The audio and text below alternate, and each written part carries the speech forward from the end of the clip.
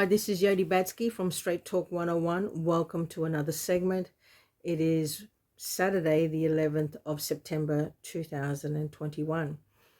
I actually wanted to just talk through something that someone had sent to me at the beginning of the week.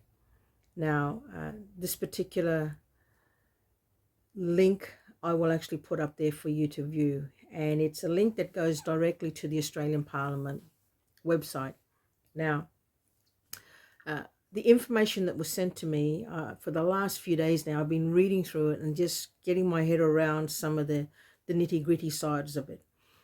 And I'm not a lawyer, but understand how acts and legislations and regulations work. And I'm looking at this and I'm going, wow, these are some major changes. The actual legislation that was, or the bill that was just recently passed in August, the end of August sometime, and then received its assent on the 3rd of September, is the Surveillance Legislation Amendment Identity and Disrupt Bill 2021. Now, other links on the Australian Parliamentary website refers to this bill as 2020. But I'm reading a summary that was part of the link that was shared with me, and I'm not going to try and paraphrase it, but I am going to read from this particular website, and I'll have a copy of that just on the screen here for you to actually have a look at. Now, before I go any further, I apologize. I want to say thank you to all of those that are liking and sharing my little segments. I don't have 1 million people as followers, but that's okay.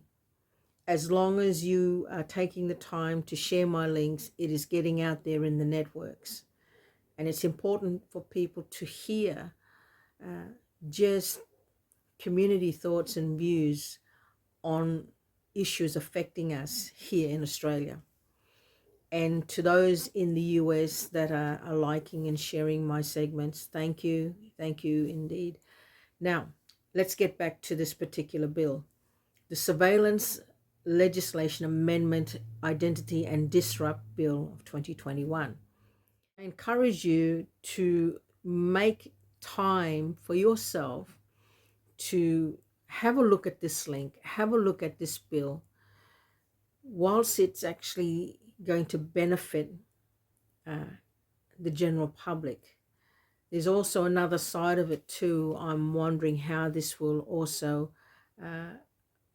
affect those who are not basically hardcore criminals, but for whatever reason they're using the social networking platform or online platforms to promote a particular thought and view, and some of those thoughts and views are contrary to what our current government is thinking. Little comment there as part of my introduction. So let's get down to the nitty-gritties of this particular bill, and I'm going to read the summary and then we'll talk further from it. Now, if someone's got any thoughts and views on this, please make a comment in my post. It's important because there's some major stuff happening in our country that the general public and those that are on the, just people who are just wanting to get on with life do not realize that some of these things are being changed and decisions such as this have been made in our halls of parliament. Let me get into the summary. Okay, this is what it says. Amends the Surveillance Devices Act of 2004 and the Telecommunication Interception Access Act of 1979. Now, this is what the amendments will be in those two acts. To introduce data disruption warrants to enable the Australian Federal Police and the Australian Criminal Intelligence Commission to disrupt data by modifying, adding, copying, or deleting data in order to frustrate the commission of serious offences online. Thumbs up for that one. And make minor technical corrections to Surveillance Devices Act of 2004, to introduce network activity warrants to enable the AFP and the ACIC to collect intelligence on serious criminal activities by permitting access to the devices and networks used to facilitate criminal activities or activity. The Crimes Act of 1914, now I'll repeat that again, the Crimes Act of 1914, this is the amendments to that particular act, to introduce account takeover warrants to enable the AFP and the ACIC to take over a person's online account for the purposes of gathering evidence to further a criminal investigation, and make minor amendments to the controlled operations regime to ensure controlled operations can be conducted effectively in the online environment, and 10 acts to make consequential amendments. So there are 10 other acts that are going to be amended as a result of this particular bill. Now, I'm all for